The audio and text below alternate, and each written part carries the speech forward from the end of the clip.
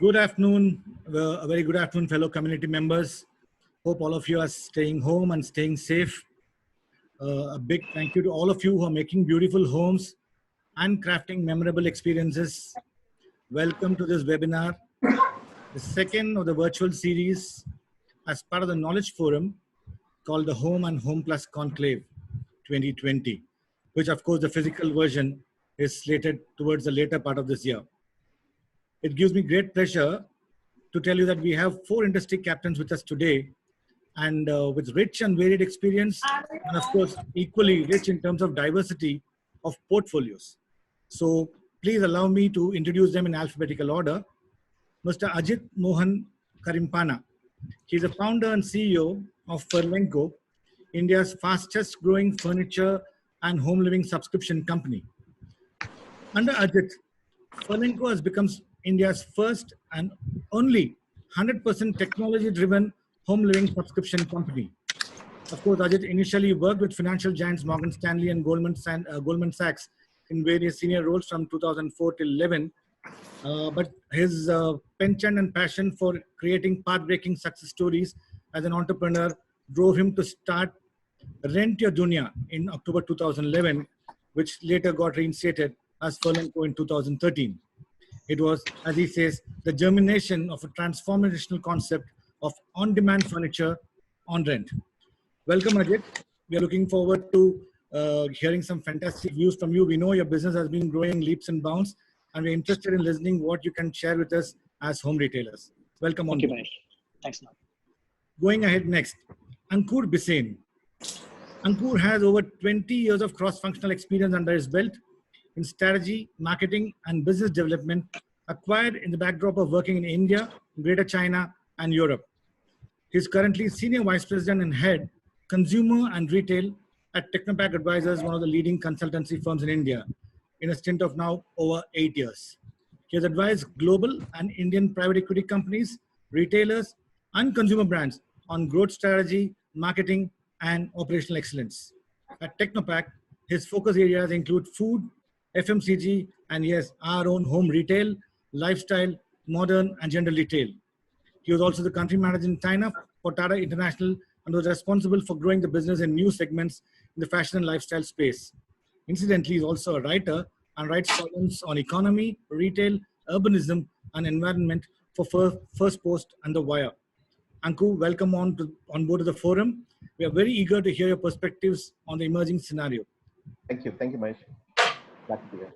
Now, Kirit Joshi, someone whom is an extremely familiar name and face in the furniture circuit. He's a co-founder of Spacewood, along with Vivek Deshpande, another great friend of ours. From humble beginnings with 10 people and 2,000 square feet of production space, I think today he has built Spacewood into a 2,000 strong family and 1 million square feet of facilities. Spacewood is arguably the largest modular furniture manufacturing company in India, with both B2B and B2C businesses. They have won numerous national and international awards over the years, and Kirit's astute business strategy, strong people mentoring skills, and love for product development are very well known in the industry. Kirit bhai, everyone is looking forward to some very interesting things from this side of the table, that is basically the consumer side of the table from you. Welcome to the panel. Thank you, Mahesh. And finally, joining us from Singapore, friends, we have Mr. Robin Lim, Vice President, Sales Asia with Ashley Furniture, a global leader in furniture with over 1,000 stores worldwide. With a team of dedicated marketing specialists based in Asia, Robin spearheads the growth of the Ashley brand and expansion of Ashley home stores located in Asia across 20 countries, excluding China. He brings more than 20 years of sales experience, including strategic planning, business development, retail training, and cross-cultural sales management. And Robin and his team are committed to building Ashley into probably the #1 furniture brand in Asia as well. In fact, incidentally, they were ranked for the 13th year in a row. Ashley was ranked #1 in North America. I've, of course, known Robin personally for a while now, as much as I do the others, and I know him for his customer centricity. Robin, thanks for joining us from Singapore. Looking forward to some great insights from your Pan-Asia experience. Thank you, Mahesh. Yes. And of course, I'm Mahesh, your moderator for the day, a student of retail, and of course, convener of the Home and Home Plus Conclave. I also serve as the CEO of Creativity, India's first and arguably largest and finest destination for home furniture, furnishing, and decor. Drop by whenever in Pune, folks, and we'll be delighted to show you around. Now, on that note, panelists and participants, let's get straight into setting the context for today's session. I'm sure most of you attended the last session. In fact, our quick survey of the registrations today show that more than 70% of the people have come in last time as well. Yes, please. I'm so sorry. I'm getting messages saying that people are not able to see the video. Can you just double check? At least I got 3 different pings. Okay. The tech team, can you just look at the video, please? The video is on. What I'm getting the message is that everybody's seeing the home and home conclave background. They're not able to see the webinar. Okay. Now, are they able to hear us? No. Give me a They're second. not. Bhavesh, could you check? I also checked one of the tickets, and when I went inside, it doesn't get through. I'm able to see all of us here, of course. Give me a second. Yeah. Or maybe it's that specific link. Possibly, I do not know. Yeah. Okay. Then let's continue. Let's continue. Bhavesh, could I continue? Yeah, please continue. People are sending me messages saying I can see and hear. Yep. Thanks. Yeah. Okay. Yep. So on that note, let's set the context for today's session. So I will quickly recap what was discussed in the first forum and where we had some other industry captains with us from IKEA, from Godrej Interior, from At Home, and from Urban Ladder, and of course from the RAI. And I'm going to quickly summarize it for the benefit of bringing back fresh into the memories of both the panelists and the participants. 8 points that are summarized as here. A, rapid and increased technology adoption to improve the in-store experience. This is one of the points that came up as one of the areas of attention. A high spend or high propensity to spend in digital media compared to conventional media. That's number 2. Reskilling and upskilling of the team that faces the consumer and also the backend is mandatory, especially from a technology capability perspective. This is number 3. Agility in action and collaboration across industry, since boundaries may have to be broken. That's point number 4. Product categories around work from home essentials may see a surge, while high ticket items like sofas and beds may get slower traction. We'll take this up for discussion today for sure. And of course, an important point that came up was that there are 3 phases that we are looking at: survive, revive, and thrive. And each of them need to be approached differently because the priorities are different. And right now we are in the survive phase. And one major point that came up was expect a recovery only after 9 to 12 months after the lockdown is removed. And finally, one soft point, let's all display kindness in working with employees as the times are really tough.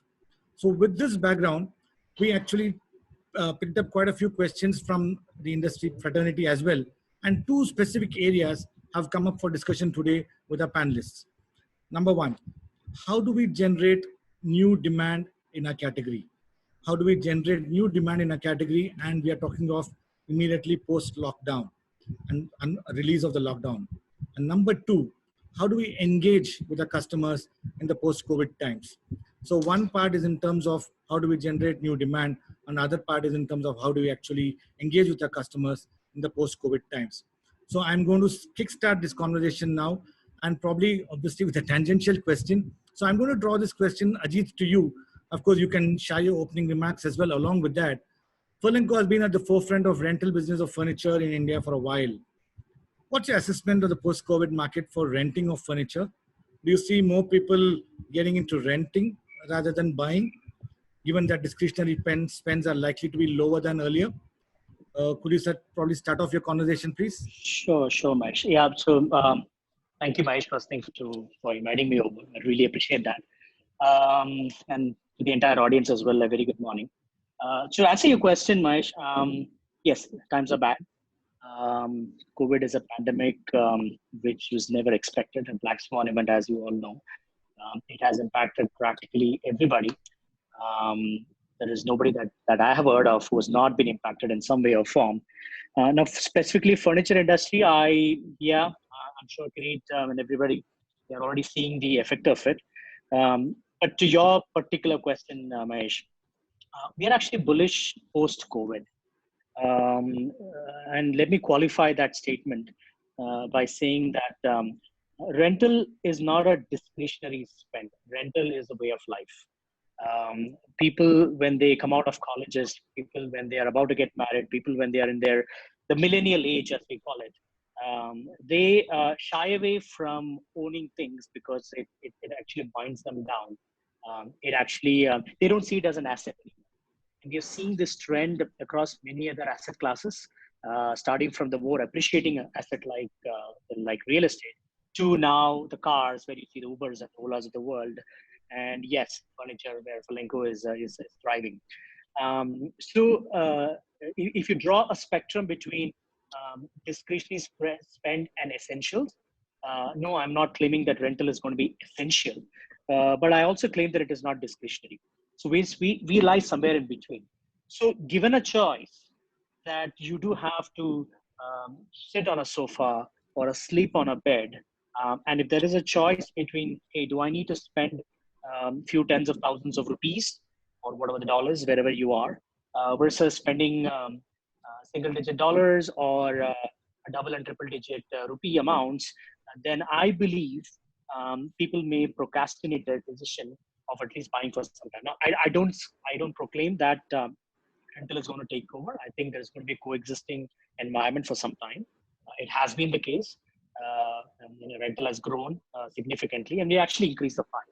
But post-COVID, and I don't know if this is going to be permanent change in behavior. I would like to think it's permanent, but I do believe that at least for temporary next few months to a year, you will see an upswing in rentals because people would still want to have some kind of furniture in their homes. That's how I would put it, Mahesh. Over to you. Okay, thank you. So to summarize, you're looking at rental to sort of take a big swing. What kind of percentage, if I can put you to it? That'll be very difficult to say, but at least at 20 to 30% upswing from wherever we are is what I would. Okay, that probably gives us hope, because I was expecting you to say that it's a multiplier effect. So it's good news for the retailers.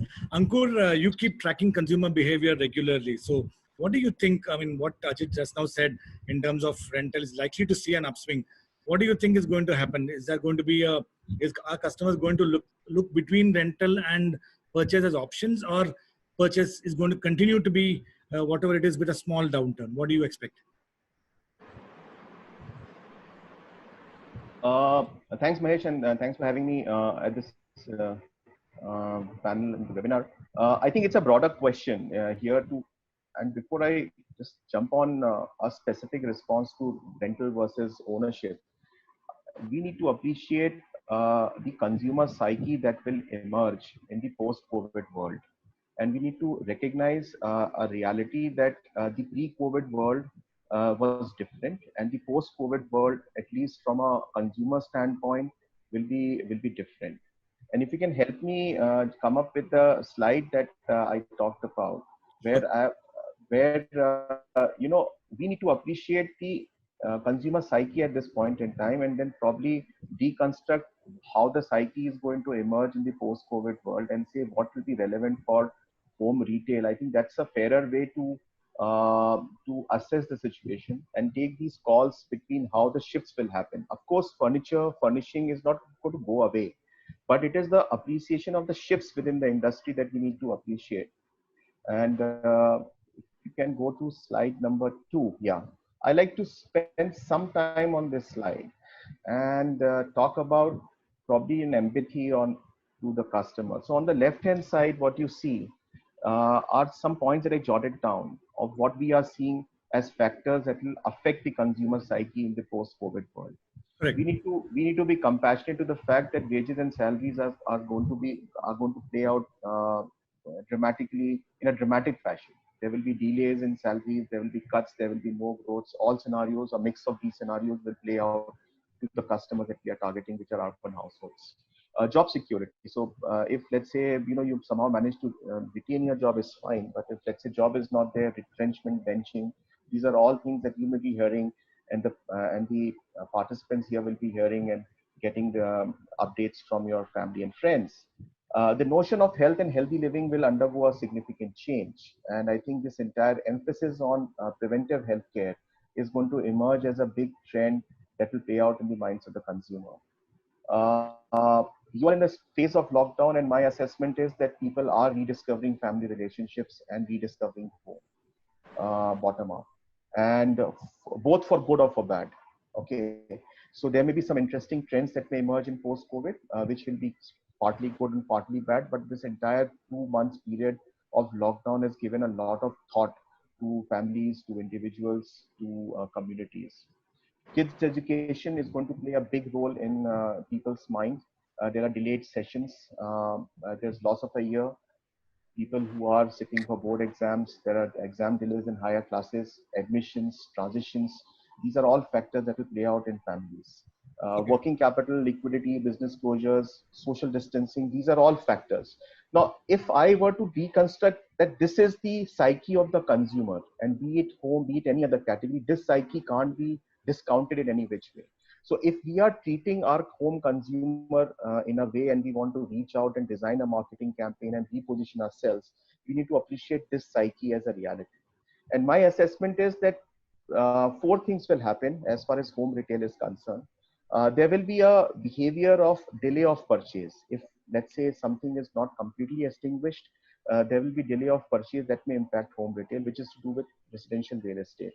There may be a delay in purchase for home and interior upgrades. If there is no delay, let's say, assuming there is no delay, there will be trade downs. Okay. Yep. So trade downs would mean that instead of hiring professional services, they may do it yourself. Instead of buying all units at one go, they may do single purchases. Instead of going for premium ranges, they may go for value buys. Ankur, I'll hold you there for a second. I think the delay the purchase and trade down elements are very important. So I probably take it to the other panelists and come back. We'll certainly come back to muted celebrations and embracing online, because they are further part of the discussion anyway. So now my question to you, Kirit and Robin, both of you are manufacturers, Indian and international in that sense. And you're talking of, while speaking about demand, you heard what Ankur was saying, and of course what Ajit was also sharing his view. Yeah. But top manufacturers and at the same time retailers. And one key takeaway that turned around last time was also about work from home essentials being more the order of the day, and probably the larger buys, the panel furniture and upholstered furniture would see a demand drop. So what do you reckon is going to happen, and what do you think should be done to generate demand on this? Probably we could start with you, Kirit, and then move to you, Robin. Yeah, hi. Yeah, good morning, everybody, and good morning, all the viewers and the participants. Thank you for coming here in the webinar. So I do agree with Ajit in terms of what Ajit has said, and then regarding the rental of the furniture, which is not a discretionary, which is also not the necessary, but it falls in between. Now let's look at, I look at probably the situation in two ways, as I've been always preaching that India has two. There is India and there is Bharat actually. So India is going to get more affected as compared to Bharat, because then once you go on the size of the down pyramid, you will find that probably the tier 2, tier 3, tier 4 cities or the places are less affected as compared to probably the metro cities. And especially the larger metros, especially the Bombay, Delhi gets more affected. And in past also we have seen that the demand surge, or probably the development of the demand, the demand has always picked up in metro first, and then it has gone in, let's say, then it goes to a tier 3, tier 4 cities at a later stage. Similarly, the recession would catch them up in a very later, or probably it really doesn't affect too much. The effects are more at the top level. Now, going back to it, yes, I would rather say that there are two things which I would probably say that likely to happen, because I'm more from a product side. There are two things which are going to happen. One is, yes, the demand for the ready-to-use furniture, ready-made furniture, factory-made, factory-fitted furniture is definitely you're going to go an upswing. I mean, that is definitely, I don't think so, that's a no-brainer, because at the end of the day, nobody would like to engage a carpenter or maybe somebody who's going to be staying at the home for a longer time and probably build it at place. So that is number one. The panel furniture. So I would, let me also come back to, basic fundamental part. is that the structure of the demand has not shaken. Like the demand would still be there. The structure is not, the structure is not devastated. So basically people are going to use furniture. So it is not that the people will not use furniture. The structure is still, the structure exists. Now regarding what is going to happen is people are going to talk about alternatives of it, because your salaries have gone up, your disposable incomes have gone down. So has gone down. So probably you'll have a lesser money to buy. So when you have a lesser money to buy, you still want to buy a bed. If you bought a new apartment, you still want to buy a bed. You still want to buy a sofa. You still want to buy something else. So instead of probably a leather sofa, you may compromise on a PU sofa or maybe a fabric sofa. Instead of a storage bed, you may have a non-storage bed, or instead of an hydraulic bed, you can have a non-hydraulic bed or a box bed. So fundamentally, I would say there could be a lot of product correction which are going to happen. Number one. Number two part is from a shopkeeper's angle, let's say more from a shop's angle, they'll have to really build an aspiration. They'll have to have, I would rather say that the display has to be revamped completely, because you can't really, you need a value for money product. So instead of going on the prices of the product, probably the product mix would change in future to create a demand, or probably whatever the demand is existing, demand would exist, but then the budgets would be lower. So in those cases, you need to align with all the necessity products there. I think over to you, Mahesh. Thanks, great. So I loved it when you said that the demand is, ready-made furniture is still going to be, are you going to see an upswing, or it is going to stay stagnant or whatever? That's good news for most of us. The second part, when you said the structure is going to remain the same, that's very interesting, because there's been a widespread, I would say, sentiment saying that people are going to reduce the size and shape of their wallets. So I'm going to come to that a little later, but I'm going to hold on to the same thought and take it over to Robin, because Robin, you are actually 4 factories in Vietnam and trying to manage the world. Where do you see, and you're going to see it across 20 countries. Where do you see the demand for products like sofas, or what Kirit was talking of in terms of beds and the case goods? Where do you see that happening, or how do you see that going? All right, thank you, Mahesh. First of all, thank you all the participants to attend this webinar, and also to my fellow panelists. Maybe Mahesh, you can pull out my first slide. Sure. I think it'll be put up in a moment. You could probably continue as he does it. Okay, so I think the upside to everybody staying at home, being locked down, is that the men or the husbands, or even the adults, male, they get to enjoy more family time, and at the same time, they might realize that certain piece of furniture at their home, or that living room couch is no longer big enough for them to gather together. So I think to Ashley, we are pretty positive in a post-COVID environment, and we are not too concerned.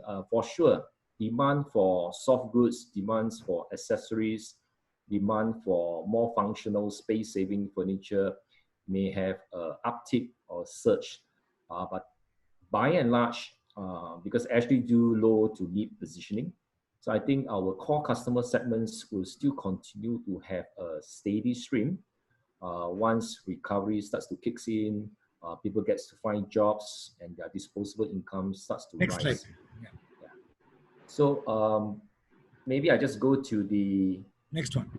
Next one, the last one. Since we are talking about demand, so on that part, my point A there actually talks about if I'm a small, or I'm a family chain of furniture retail shops, the first thing is looking at the vendor, or streamlining the vendors so that they can help me to shorten the lead time, because right now there's many disruptions at the supply chain. Many of them have to cope with lesser workers and even shortage of raw materials. So in that sense, your relationship with your vendor will be a key driver. And I think in the title, Creating Demand, I would like to qualify that demand has to be sustainable. There's no use creating new channels of consumers, but you're not able to sustain them by delivering on time, by engaging them in all channels, be it offline and offline, which is why talking to your vendor, making sure you have shorter lead time despite whatever issues you have now, and also looking at how to widen your assortment. So take actually, for example, we acquire a ready-to-assemble factory in the States just last year. Just last couple of weeks, we added more than 250 XM pieces that is great for e-commerce, pick it up yourself kind of cargo. So these parcel size items, I think there will definitely be a new direction, and that digital data that's going to come from this new kind of customers will also help you to swing into larger ticket size items, will provide you more insights into not just the female, which is typically the persona of furniture buyers, but it will also give you insights into what the adult males are looking at. Yeah. Over to you, Mahesh. Yep. So, Mahesh, I just want to add one point to the entire. Please do. Just to summarize. So I think just a philosophical one probably. Yeah. What COVID has done is that it has brought people back to their homes. And now we are talking about home and home furniture. Correct. So to believe that people are going to fundamentally stop using furniture is that's not going to happen. It's actually going to be, when I mentioned bullish, I'm actually bullish about the fact that people are going to need more furniture, right? So something to what Kirit said and something to what Mr. Lim said as well. Since the time I've been in my house, I've realized that there are some parts of the house which are empty. You're missing that one side table, you're missing that one coffee table, and your sofa is no longer maybe not that comfortable. You need a more comfortable sofa. So if anything, people are now spending more time at home. People used to spend only the nights and the evenings at home, or maybe the morning hours, but definitely not during the daytime because people are going for work. But now work is coming to home, which means that home is now that much more important, both from a home perspective and probably pulling in the office into home, right? So if anything, I think the demand for products is going to go up. Of course, it's up to debate as to how the product is going to be accessed. Over to you, Mahesh. Yeah, thanks. So in fact, last webinar, one of our panelists said that he has discovered new corners in his home, which he never existed, right? So to that extent, I think work from home is becoming part of our life, including work and home. So yes, the only thing is, as you rightly said, the jury is still out on what categories are going to be getting driven. And of course, what Robin says is that focus more on the accents and the accessories and look at the smaller goods to sort of drive up demand and then push for the bigger items. I think that's what he's trying to say. Staying on the same demand aspect, Ankur, I'm just also taking you back to your slide. What do you think are going to be the short-term effects, say 6 months on demand, in terms of, do you think that retailers, and I'm talking of most of the audience who are here today, as a piece of advice, do you think they should be defensive and preserve cash and conserve value? Or should we all be, hello, are you hearing me? Yeah. So do you think, So do you think as retailers should we become a little more defensive and try to preserve cash in the next 6 months to sort of stay afloat? Or should we be looking at the glass as half full and therefore generate new demand through more stock up, a more aggressive promotion, etc.? So what's your take on that? Yeah, I think we need to see the glass half full rather than half empty, and appreciate that the demand will change its form. And as long as we are in line with this appreciation that we need to understand that the demand will change its form, and we need to understand what kind of form of demand home sector is going to unfold, we should be okay.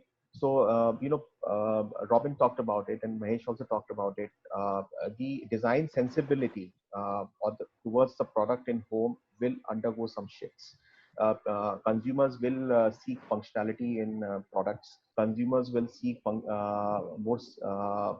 moods that prepare them for post-COVID. So rather than extravagance, rather than grandeur, they may look for functionality. They may look for storage. They may look for minimalism. So these are some design sensibilities that will unfold because spaces have been rediscovered. So to that extent, from a home perspective, altering the product mix and altering the offer that we need to create, the emphasis on merchandising to appreciate this demand shift will be key. That's point number one. Point number two, this entire debate around work from home needs to be taken with a cautious approach. Everybody can't go work from home. Okay, there are certain employments, there are certain sectors. Take for example food services, airlines, hotels, factories. I mean, you can't take the factories work from home. It's a very unstable environment. So to say that everything will work from home and therefore I need to budget for offices being shifted to home will be slightly going overboard. We need to appreciate that there will be a new normal that will emerge in the post-COVID world. People will go out, step out, they'll be more cautious. But employment has to resume in some form and format. So in the immediate, the second point, as far as demand is concerned, is to be a little more guarded about this work from home concept and not go overboard. And have a belief in the fact that there will be some normal that will be attained as far as what was there in the pre-COVID in terms of the way people used to buy. What may also happen is in the demand is while the demand is there, it may not be as explicit. And the reason why I say that the demand may not be as explicit is that the social distancing norm may continue for the next 6-9 months. People may shy away from not going to a mall. People may shy away from not going to a high street. So something which is very important for home, which is visualization, which is wanting a person to come in your in the shop to visualize, to buy. I think that aspect of selling needs to be taken very seriously into say how it can be done technologically, how it can be done digitally, how can I take this entire visualization and selling approach to the premises of the consumer because he's not coming in. So these are the three things in my mind. I think we need to keep in mind as far as appreciating the demand and responding to the demand is concerned. Yeah, thanks. So, I mean, the point that you made in terms of the social distancing is what, in fact, you actually nicely led me up to it. Is the major point that all of us are as consumers and as well as retailers cautious about as well as concerned about, right? So, we know that the immediate next 6-9 months there's going to be a certain sense of safety and precaution that we want to take, and therefore visiting malls or visiting retail stores are going to be a bit of a hesitation in our minds. So, I mean, yep. I just wanted to add something on a demand side. Mahesh, go ahead. is it okay? Yeah, please do. Appreciate it. Mahesh, I'm also, because what is also happening in this current scenario, let's say pre-COVID scenario, you're going to have a lot of big sales in the month of July, hypothetically, in the month of July, when there was no buying pattern, probably there was no need. It was just probably when you don't have a need, there are big sales. So I guess those will be a strictly no-no because, nobody would probably prepone its buying when he's not going to need it. I think that is where probably things may not happen.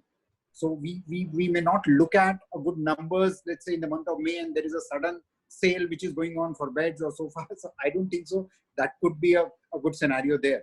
The number two part is the festive sentiment would remain in India. So that is something which would remain in India. The marriage buying would remain, like it's a necessary when you actually getting married. So marriage buying would happen. So I guess the pattern or the timing of buying would change. I anticipate the timings of buying would change when you see it, into post-COVID scenario. People are not going to do a kind of an advanced buying actually. Got it. Thank you. So in other words, what you're saying is that the usual, what we used to say, the big Freedom Day sales or the Independence Day sales may be pretty muted, or customers may not encourage that. So retailers need to be aware of that. Unless there is a need of that. Unless you need it in those months actually. And rather prepare for the festive period ahead and the wedding celebrations ahead. Because of course, Ankur did talk about a bit of muted celebrations. So I don't know what he wanted to actually convey there. But probably, Ankur, you wanted to step in there when he said muted celebrations. That directly contrary to what Kirit said, that we have to prepare for the celebrations. So, I second Kirit. Weddings are not going to go away, or our approach to festivities will not go away. I am just hypothesizing that there will be a skeptical consumer towards weddings and towards festivals. So if let's say a social gathering or gathering of a large family to celebrate in grandeur, that may get suspended either because of economic uncertainty or because of social distancing. So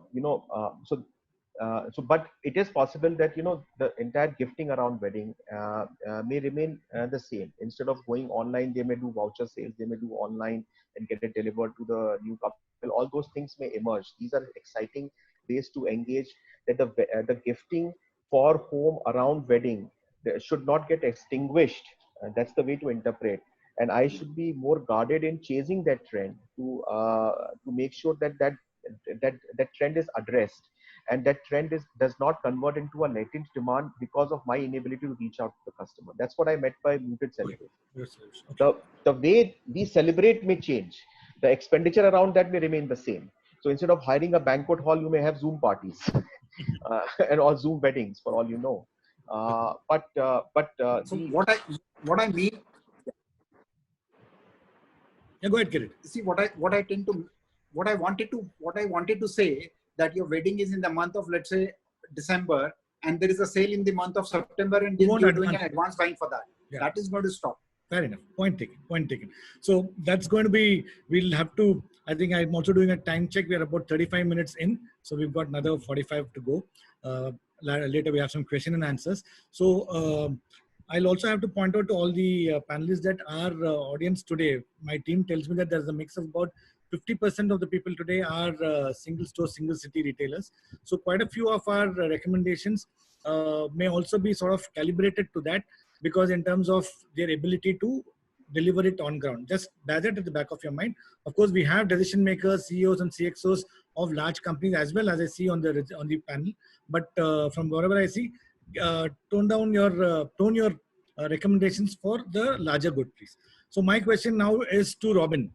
Robin, yes, what do you think is going to happen in terms of the engagement with consumers, the social distancing part that I started talking about? How are we going to engage with customers? And if you can look at that, break that into 3 parts again. In terms of the pre-sale part, how do we engage with them? The in-sale part, and how you can engage with them. Probably the post-sales, I will take that question to Kirit and Ajit, because they do quite a bit of the last mile delivery as well. So what do you think should we as retailers be doing in terms of engaging with customers in terms of the pre-sale and the in-sale period? So your recommendations, please. Maybe you can just again pull up my slide on page 2. Yes. I think although the title is post-COVID, all these action lists that I've done up is actually for the retailers to review them now. So if you... Yeah, he's going to put it up. But Robin, you need to be a little more audible because your voice is a little low. Okay, let me just try to... Is it better now? Yeah, much better. Thank you. So I think whatever actions that we are currently doing is going to be the same, or is going to be intensified after the lockdown is lifted, after the post-COVID slide 2, situation. Please. Yeah, slide 2, please. The previous one. The previous one, right. So, next. The second next page, one. The next one. Next slide, please. Yeah, thank you. No, the second page. One click back. Yeah, thanks. All right, thank you so much. Okay, so Ashley is always a strong believer of a hybrid strategy. And if we have seen some debates online, although this is a very serious pandemic, probably the worst recession since the Great Depression, but to many of the thinkers and business leaders out there, they do not think this is something out of unusual. If your company has always been constantly embracing a culture of change, then you will be able to, I wouldn't say write it out without any damages, but you will definitely emerge as a leaner, as a better company that is more in tune with your customers' needs. So the hybrid strategy for Ashley consists of digital. So my point A there talks about mainly how do you intensify your digital engagements. So when I say triple, essentially, if you can do more than triple, that is all the matter. So Facebook in particular for, I think India also, there's news that Facebook just invested 10% into Jio and so on and so forth. There's Facebook retargeting, which is again, these are all ground strategies that I think many small retailers are not embracing them. And at the end of this, all this digital engagement, the core principle or the core concept is to build trust on your online platform. Because if you're not able to build trust, you're not able to filter out who are the customers that's going to come back, and you're not going to deliver that message at the right timing with the right creative ads and so on and so forth. So I think this engagement with your customers on the online platforms, earlier on you talk about budget. I think this is not the time for retailers to scale down the budget, but this is the time for the retailers, the business owners, to shift a lot more into your digital budget, into budget that perhaps even to reorganize your workforce. So spend where it is absolutely critical to enhance that digital engagement. Next, on point B, I think most of, or rather all of you would have a brick and mortar store. So for Ashley, we have more than 1,000 stores globally. So we are engaging all of them to repurpose, to ready their showroom, whether is it sanitizing SOP, whether is it increasing the frequency to refresh the collection, or to widen their assortments to bring in more accessories and soft goods. And again, the whole core principle of this push is to build that trust. Because once your showroom can inspire fresh collections every month, and vice versa, your online platforms sing the same song, then I think the consumers can easily relate, and then that so-called digital traffic or the data that's coming in can then be easily translated into more usable information. So on A side is more on online engagement, on B is really your brick and mortar, and all this needs to be so-called harnessed by the people.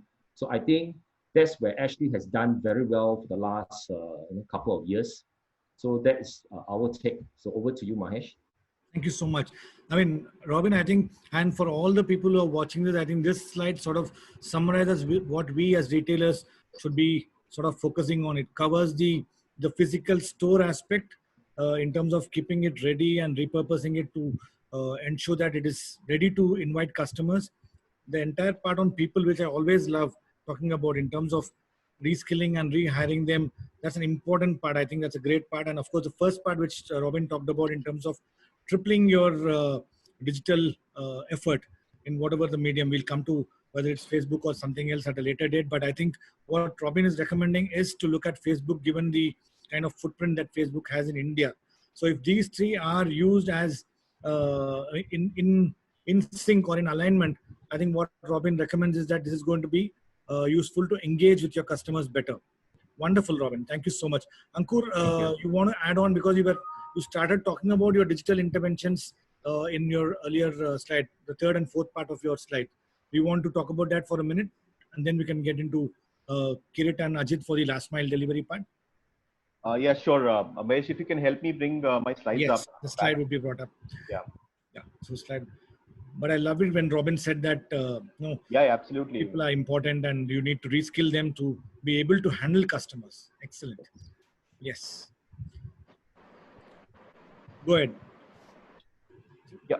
So, one second. Yeah, embrace online, the last point. So the last point that you see in the rows, I'll go back, please. Just go back for 10 seconds. I'll spend, and then probably I'll. Yeah, one slide back. Yeah, thanks. Yeah. Embrace online. And I think the customer will embrace online in the post-COVID world. It can't be overstated. The importance of this can't be overstated. If you just accept two things around this statement, I mean, it sounds like a cliche that they will embrace online. My belief is that the skepticism of a large segment of consumers towards online will go away in the post-COVID, because now they are forced to look at user interfaces, to do payments, to use online as part of the lockdown. So many categories like food and grocery was never online has suddenly boomed. So this skepticism and the cynicism that was there in Indian consumers towards online will go away. And that's why you would see a online ready consumer in the post-COVID world. And what it means for demand, if you can go to the next slide, please. This is the last slide. Next slide. Yeah, next slide. The next click, please.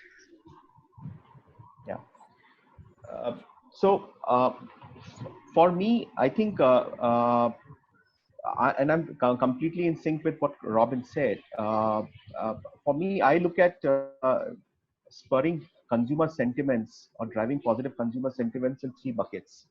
One is the product bucket, and the product bucket is that we need to appreciate that the design sensibilities have changed or will change, and we'll be better suited whether we are single store or we are a chain to look at our merchandise mix little more closely. And what will drive positive sentiments, because the home has the advantage of driving emotional connect very fast, unlike many other categories which are browse based categories. So you can play with colors, you can play with designs, all that thing is very important. And I think that's the first bucket we need to understand. If we can make that change, we will be driving positive customer segment. Second is digital marketing over traditional marketing. And we were very tuned to making a splash in the newspaper and come out with festive sales or furniture sales. Those, I think, are the things of the past. And I think we need to look at digital more closely and more effectively. And if I were to just give an example of what has happened in food, for instance, or premium food, what you see as celebrity shows or recipes and influencer-led marketing. And I think we need to take that inspiration in home to say how digital can become an active engagement medium with consumers. You need to see how influencers can be created, who can drive up demand. So the entire digital marketing strategy for me is about doing mixes around influencers, using tools more strategically, and it's not very expensive. It's relevant for everybody. You can do efficiencies in doing digital marketing. So that's second bucket.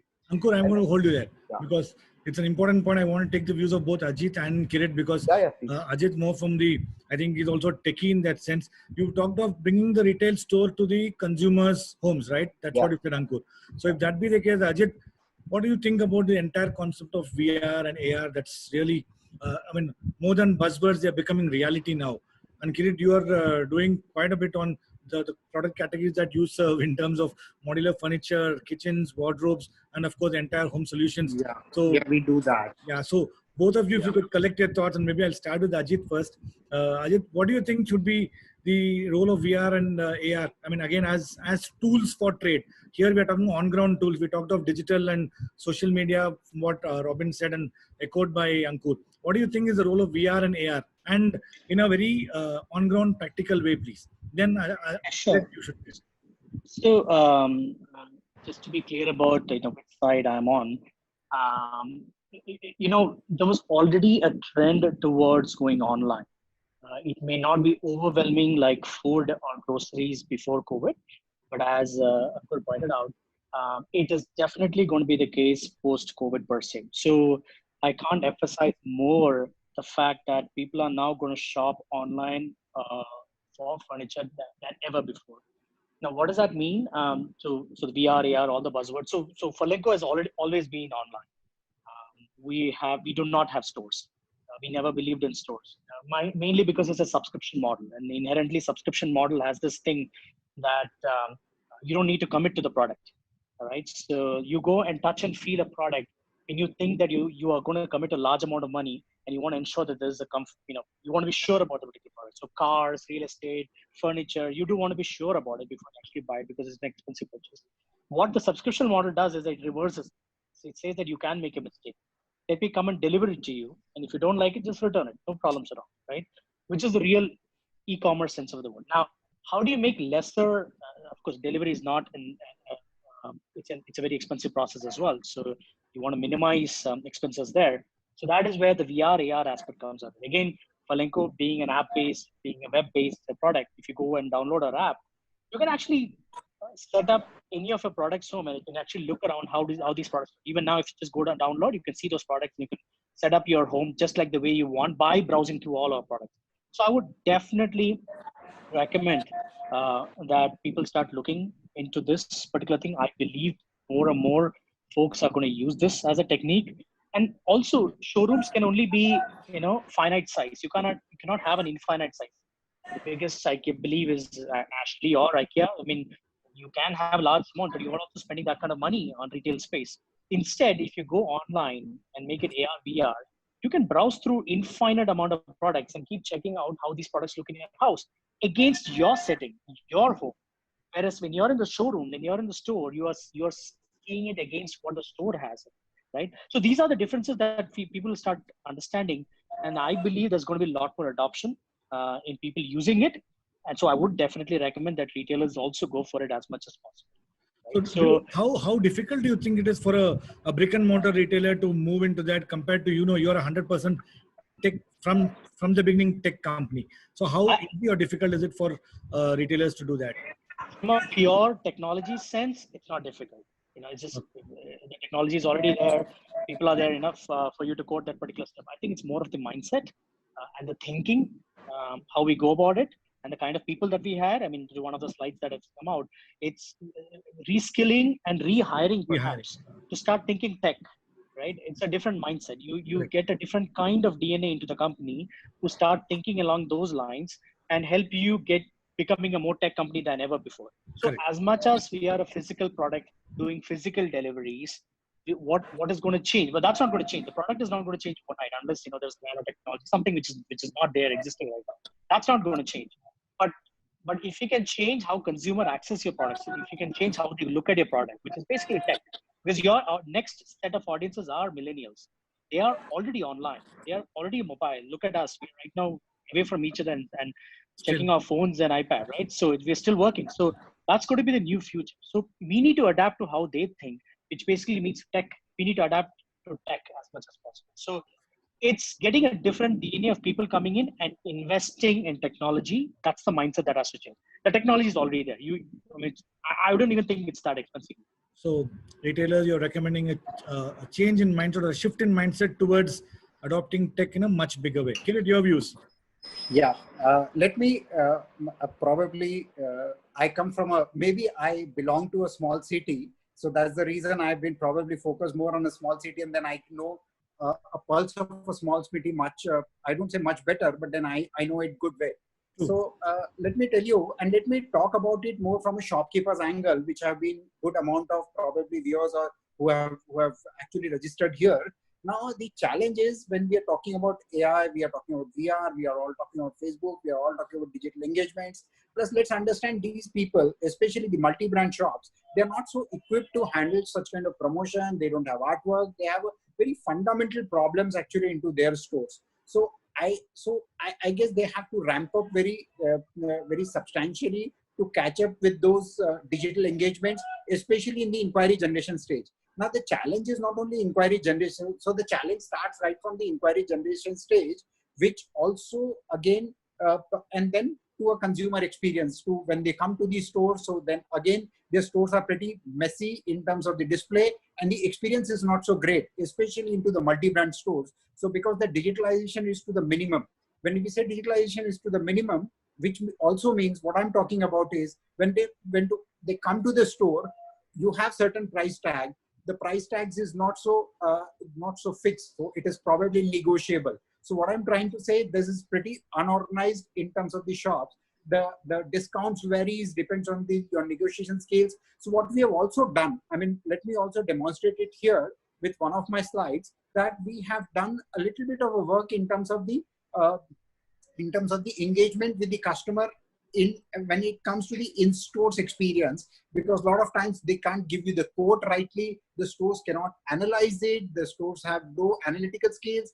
They have no records of people coming in. There is some notebook. So in stores where the store handling has to change very dramatically, I'll just demonstrate you in some way. Yeah. So Mahesh, can you help me to give one slide, sure. So run first slide? Team, is the images, have they been converted to PPT? Is it ready? Kirit's fine? Yeah. If they are, then we'll quickly, one by one. If yeah, you can actually put one by one, I'll just give you a small demonstration for everybody. Sure. Probably, Kirit, I think they're just working on getting it. Give me a minute. Yep. Yeah, no problem. So let me also talk about something else right now. When it calls about digitalization, I think what is going to happen is a very fundamental digital catalog. What needs to be done is a fundamental digital catalog would be a very, very critical thing which every shopkeeper would need. Believe me, for the shopkeeper, these are very fundamental problems. We are all talking about a very driven companies. Most of the companies are large brands. They are tech driven companies. When it comes to small shops, they have a different set of problems. They don't have maybe a good fundamental e-catalog they may not have. So what a consumer is going to need in future, especially in a tier 2, tier 3 kind of cities, you will have to give on the right e-catalog. With the e-catalog, they can sort it out, what exactly they need, or they may actually shortlist the shops that I don't have to go to 5 shops to do my, no. Can you go to another slide? Yeah. First slide, another one, the first one. Yeah, I'm telling you. So this is a small, probably a consumer engagement tool we have done. When you actually walk it into, let's say, a Spacefood store or maybe any kind of a multi-brand store, this tool, we are going to give it to multi-brand stores. So once you go to a multi-brand store, I'm not going to demonstrate entirely. So you actually, the more you select the product, you actually pull it into your wish list. So you've seen 1 sofa, you've seen 3 sofa, out of 20 you need quote of 3. You actually forget what you have seen in the last, when you go back home. You take a picture, you take a catalog, the catalog is not sufficient. So we have developed a simple tool for that. You put it into a wish list. So once you go back, once you actually go back, you have seen, you're shortlisted maybe 20 odd product. So we WhatsApp it, you email it. So a consumer going into his place, so you see all what he has done, the wish list, and then when you can give a digital confirmation of that. So it helps to a consumer to a very, very large extent. So these are very simple tools which are to be implemented into shops, because at the end of the day, in a shop, you can't run the shop in an unorganized way because you are competing with the organized companies there. Just go to the next slide. If I can stop for a second. What you're saying is that, keep VR and AR for a moment on the back burner, because those are more when you go into the next level of sophistication.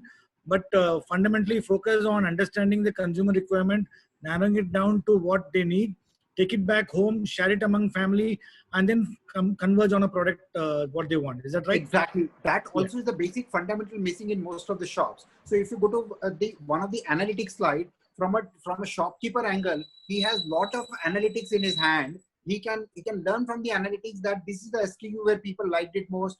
This is probably the conversion ratio. Out of 100 walk-ins, I have a conversion of 31. So I guess the shopkeepers will have to build in all these tools very quickly, ramp up very quickly, so that at the end of the day, can you go to the next slide? So this is the quote they get with the picture.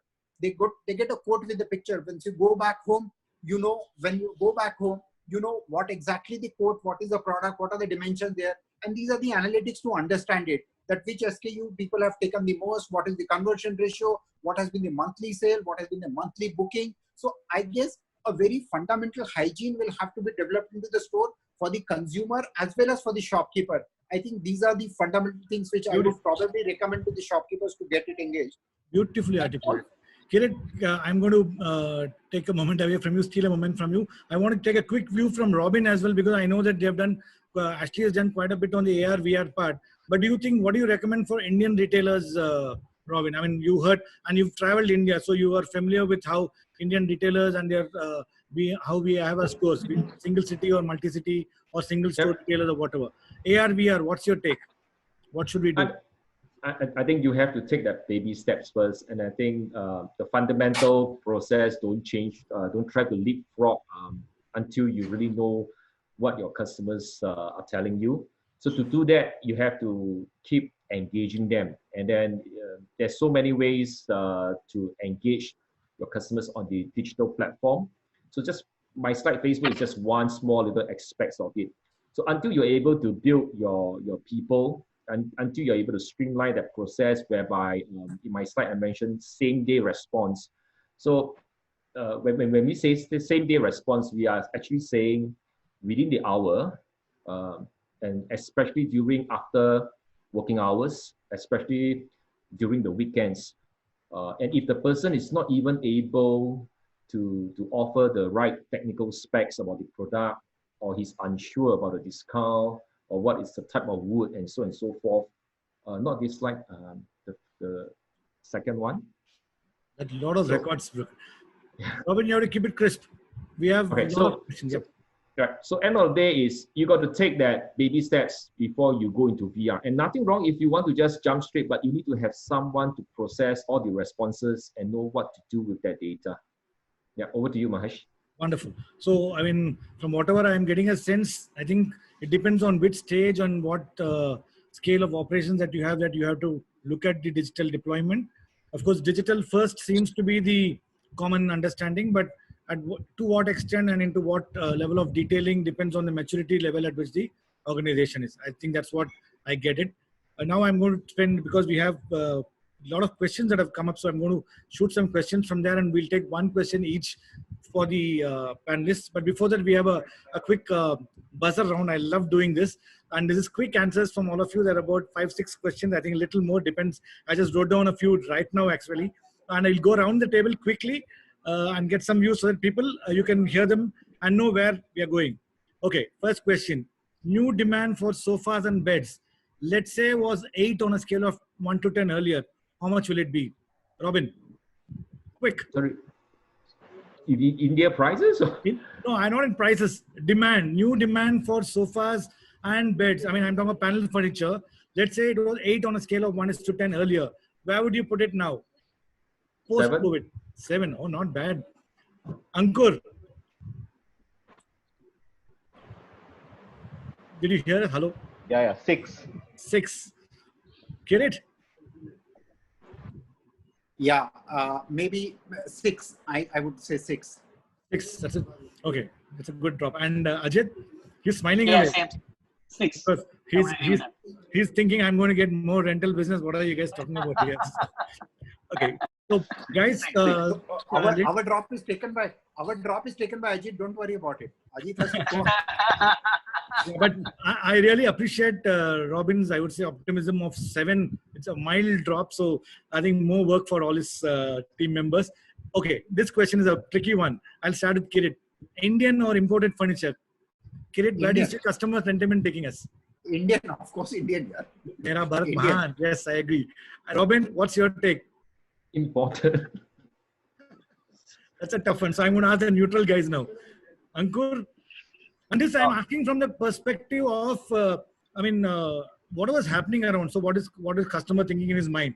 Is he going to be looking at, should I get it from my friendly neighborhood retailer whom I know, or should I wait for something that comes from across the seas? So from that perspective. Yeah. He'll be neutral. He'll be making this decision more on price. He'll be neutral.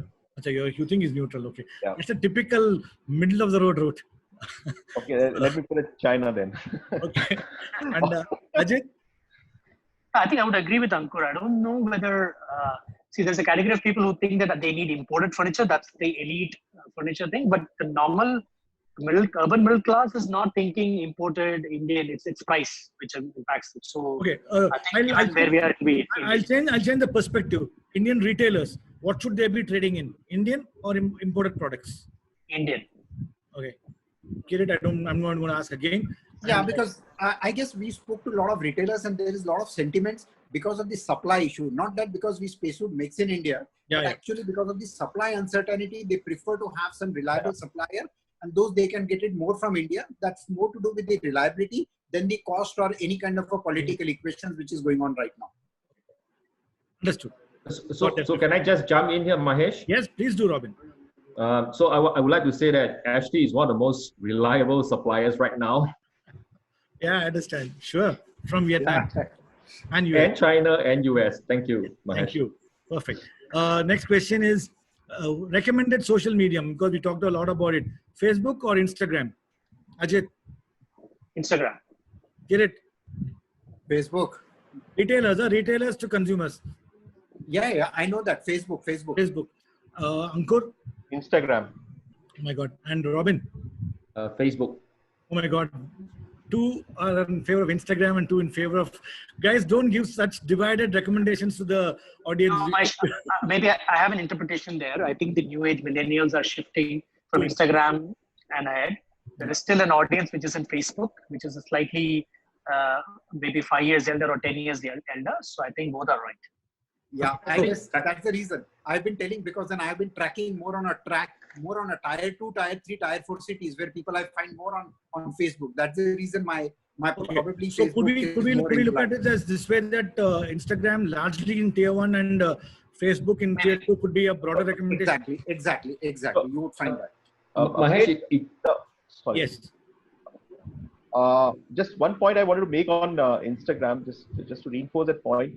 You know, Instagram allows a lot of visualization opportunities for a category like home, and takes Brilliant. the visual opportunities, and we have seen that in food unfolding. And I see a lot of parallels in the way premium food, gourmet food, packaged food has suddenly become so important in Instagram.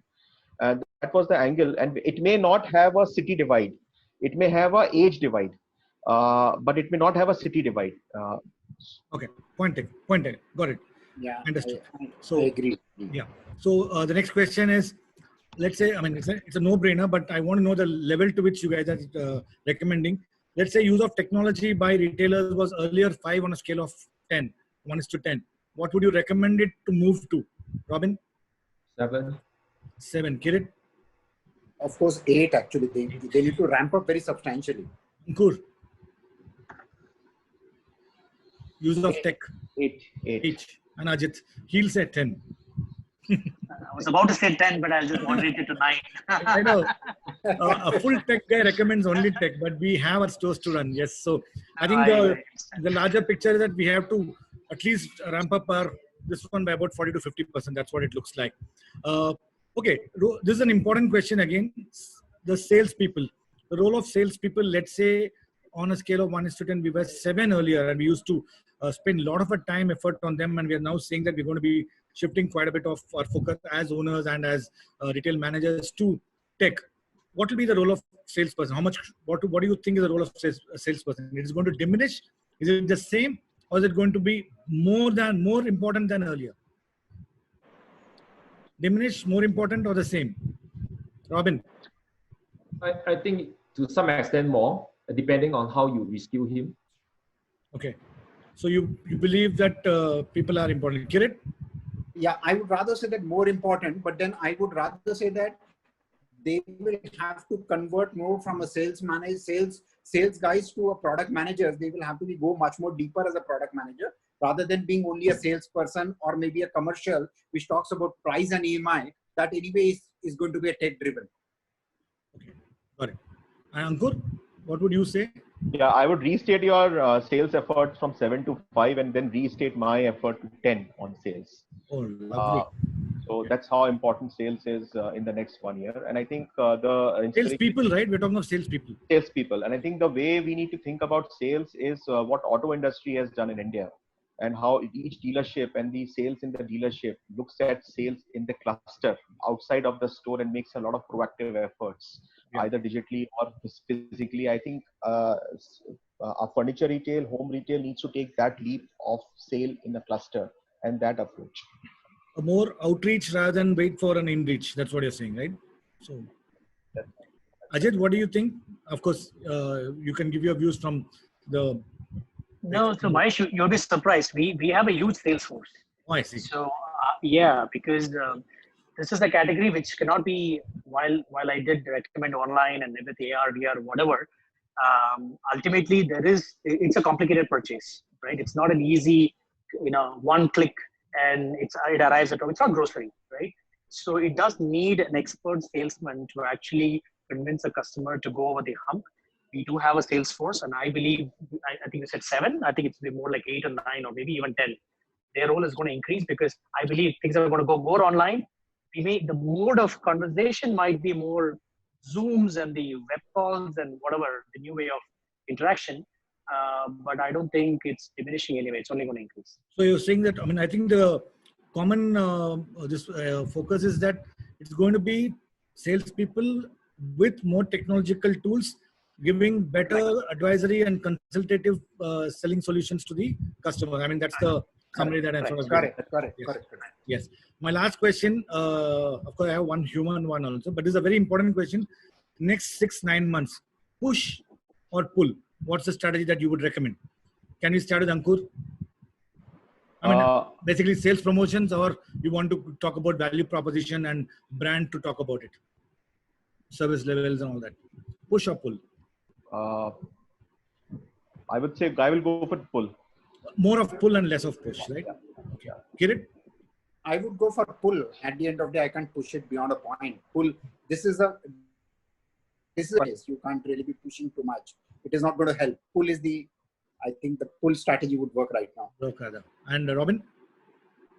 I think that it's because it's a big word just to say push. My take is push, but push in the sense that you're not going to hard sell, but you need to look at all the communication touch points, whether is it from a physical sales associate or from your digital platform.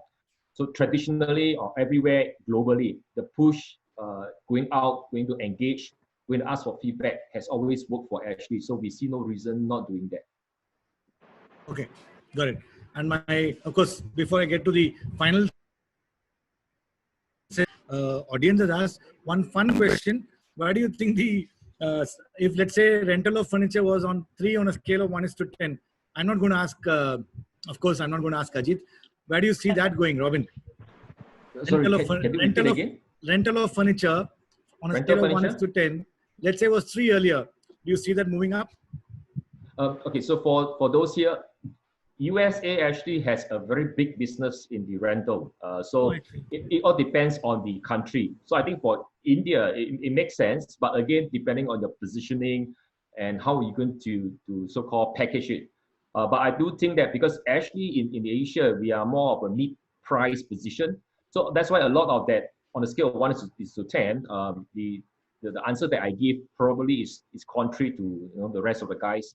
But there is certain markets like Indonesia, for sure, we see that coming up, but it will be a long way to go simply because of the easy and cheap financing available. So that's my take on this. Okay, got it. Wonderful. So, Kirit, do you want to say something? Yeah, I would rather say that, yes, of course, it is going to go up actually. So I expect it to go up, but it can go from 3 to maybe a 1 notch up or maybe a 2 notch up in future. But then that also doesn't mean that the buying of the furniture would go down, because I expect probably the other, okay, you may have another questions reserved for that. So I'll answer it later. Okay. Right. So now I'm going to get into thank you so much for all your points. Now I'm going to get into the questions that have been asked by some of our audience. So there's one question that I think straight away addressed to Spacewood. Will manufacturers like Spacewood start to index their dealer business more into tier 2 and tier 3 than metros?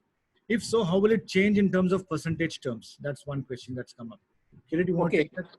Yeah, I would like, since the question is addressed to me, let me address it. So, okay, probably the tier 1 market was primarily dominated by large retailers like either it was organized retailer or modern trade, or with the online guys. And then probably the distribution business was more into a tier 2, tier 3 cities. But then yes, Spacewood focus would remain into tier 2, tier 3 cities, because at the end of the day, we find that the demand would be larger, or probably the demand would be unaffected the more you go down. So yes, our dealer business is certainly, our focus is going to be more on dealer side than the other presence would probably there. But then yes, we will be more engaged with dealers in future.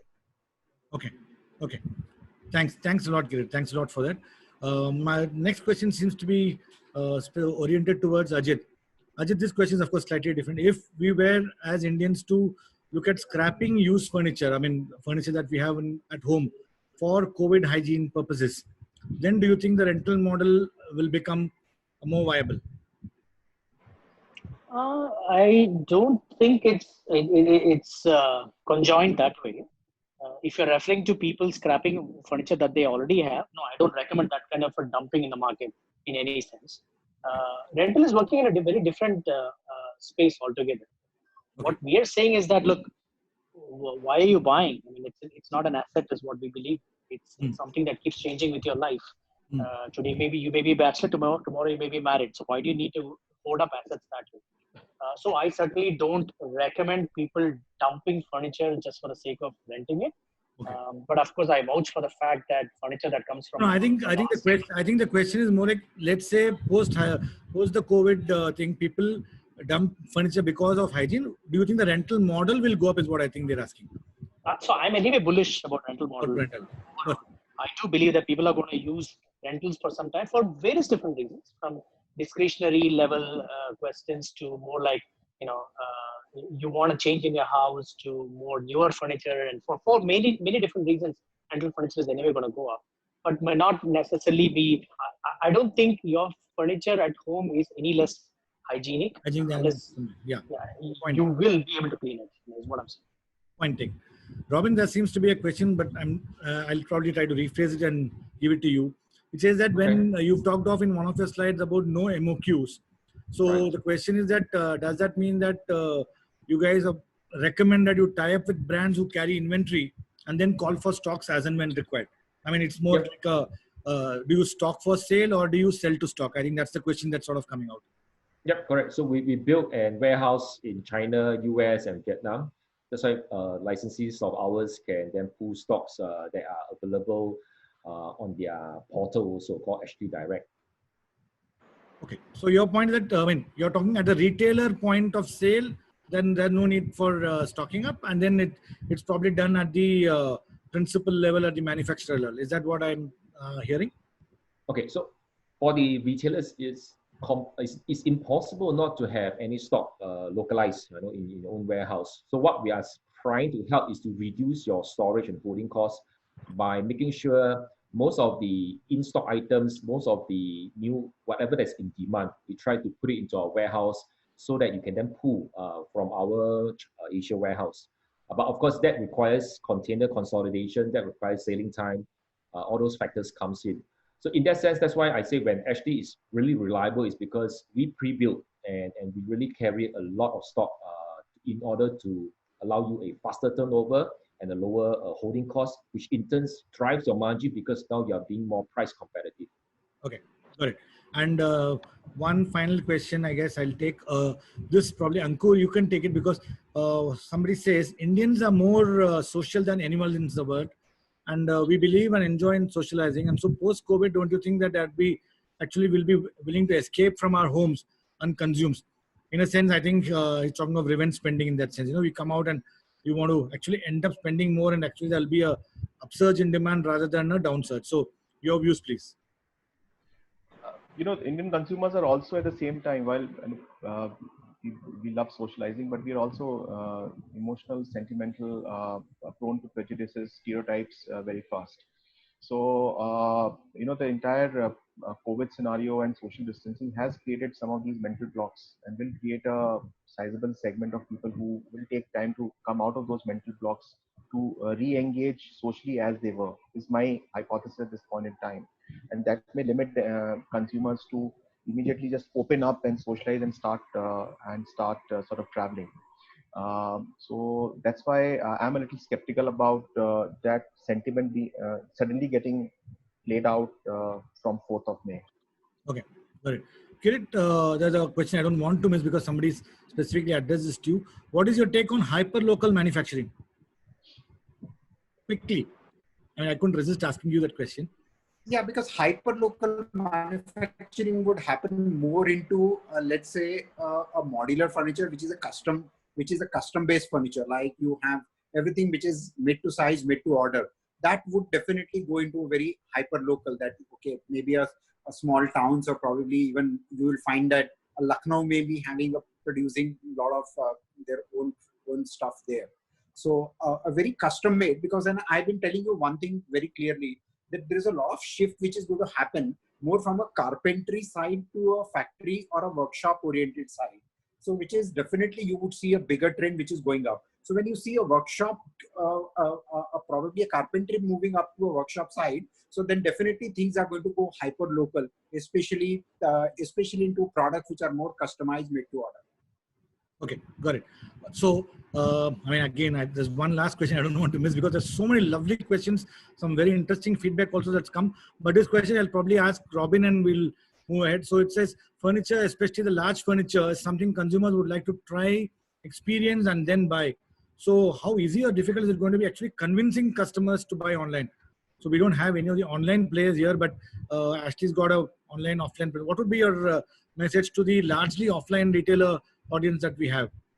How is it going to be difficult to convince them to move online and buy?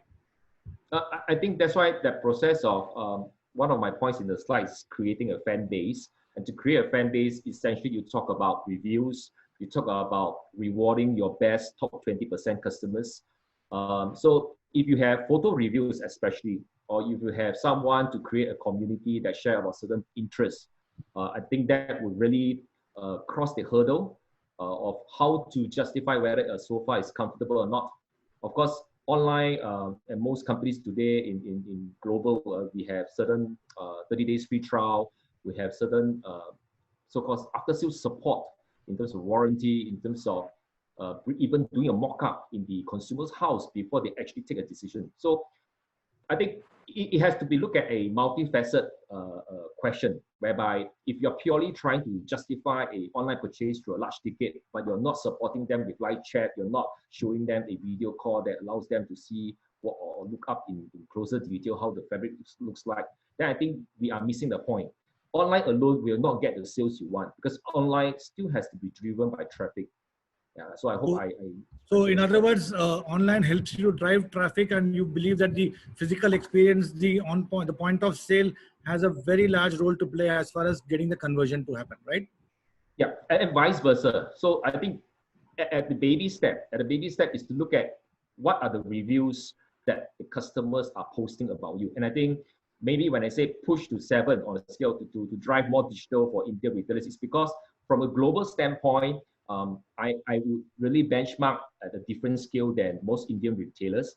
So that's why if you can even reach a global standard of 7, which means same day response, which means your Google Map reviews are fantastic, which means every negative complaints are clearly transparent out there, then I think you are able to overcome whether can consumer commit to the large ticket purchase. Perfect. So gentlemen, I'm going to ask, thank you so much for all your views. I'm going to ask you all to come out with one word of recommendation. I mean, last time we heard some very interesting words that came out. There were words like agility that came out, technology adoption that came out, kindness that came out. And, you know, I think the retailers went back with very interesting words. So would you be willing to give us one word of recommendation, which you can probably crystallize all your thoughts of today? And because I think we've not been able to cover all of it, but whatever you have covered, one big word that you think as recommendation, and it could be for on-ground activation. So you could give us one strong word. Maybe we could start with Kirit. Yeah, I think one word is something. One phrase. Phrase. Let me also tell, maybe a one sentence. Let me also tell you, the days are not that the survival of the fittest or the survival of the strongest. I think the survival of the most person or the organization who are ready to change or adaptable would be probably needed into coming days. So be ready for dramatic changes into the entire business scenario. So I guess that is where we would be able to sail through very quickly. Adaptability. Very easily. Adaptability. That's your word. Adaptability Brilliant. To a change actually. Brilliant. Ankur? My one word is empathy. And if we can show empathy to customers, if we can therefore allow questions to emerge from empathy around why customers are shopping, not shopping, what shifts have happened, not happened, we will get answers around how to engage with the customers on home better. Brilliant. Ajit? I would be biased. I'm going to say subscribe. If you're not going to be spending money, at least spend it on subscription rather than full-on buying. So it's a biased view. Okay, so subscribe rather than purchase. That's a great tip. Yeah. Okay, and Robin? My one word would be trust. How do you build trust both online, offline, and how do you synchronize the two of them? Okay, so we heard adaptability, we heard empathy, we heard subscribe, and we obviously heard trust. I think that sort of sums up what all we wanted to share. There are quite a few unanswered questions. There's quite a few, I would say, thoughts that all of us must be having. I'm sure all the retailer friends out there must be having, but trust me, this is just the beginning. I'm sure we'll engage in such meaningful dialogue through and through. I mean, as an industry insider and somebody who's been in this business for the last 2.5 decades or so, and at Creaticity, where we host and partner some of the finest Indian and international brands of furniture, furnishing, and decor. I think one thing is coming out clearly, even in our internal meetings and when we talk to our brand partners, one thing that's coming out is about being ready to adapt. I think that's one thing that's very powerfully coming up. Of course, technology is one part of the adoption that we need to do. There's the second part in terms of the team's adaptability, in terms of them skilling themselves and upskilling themselves to handle customers. That's the second side of the adaptability. Third side is in terms of the physical store itself. The stores, the new meaning that's coming out for the store, it no longer is just a showroom. It's more than that. It is a place where you actually show value. And in the post-COVID times, with social distancing and all of that, the way that you present your merchandise, the way that you actually take customers around, the way that you actually convert your sale, the way that you bill, the way that you deliver, all of them needs to be going through a change in terms of approach. On that, again, I'm talking of adaptability. I think a lot more is in store, but I must take this moment to stop here. As Creativity and as the Home and Home Plus Conclave, I think I want to thank on everybody's behalf here, Kirit, Ankur, Ajit and Robin for taking some valuable time off in these times, challenging times when we are always busy with trying to make the next day busier than ever. Thank you for your time. Thank you so much. And my very, very grand thanks to all the participants, I would say the attendees out there. Thank you so much for spending time. I'm seeing more than 275 people have stayed consistently through and through. We had a registration of about 320 or so, and all these are from the industry, and this is an initiative for the industry. Thank you so much for being with us, and look forward to one more session on May 1st when we're going to be taking up another interesting area, that of decor, furnishing and household. I think that's an important category. Is that going to see an upswing? Is that going to be completely a game changer for all of us? Are we as home retailers, do we have to prepare ourselves to move in that direction? That and much more is in store in that session. So please stay tuned in. The YouTube video of this, the entire recording would be available very soon. A synopsis of this would also be made and shared with all the participants. It will be available on the Home and Home Plus Conclave website. So please do log in there, and let's keep together in this time of, I would say, busy times of us to get ourselves recharged and gear ourselves up for better times. Thank you so much and all the best. Stay safe and stay home. Thank you. Thank you. Thank you. Thanks, Thank you. Pleasure meeting other panelists, and thank you. Thank you. Bye, everybody. Bye. Bye-bye. Bye, Ajit.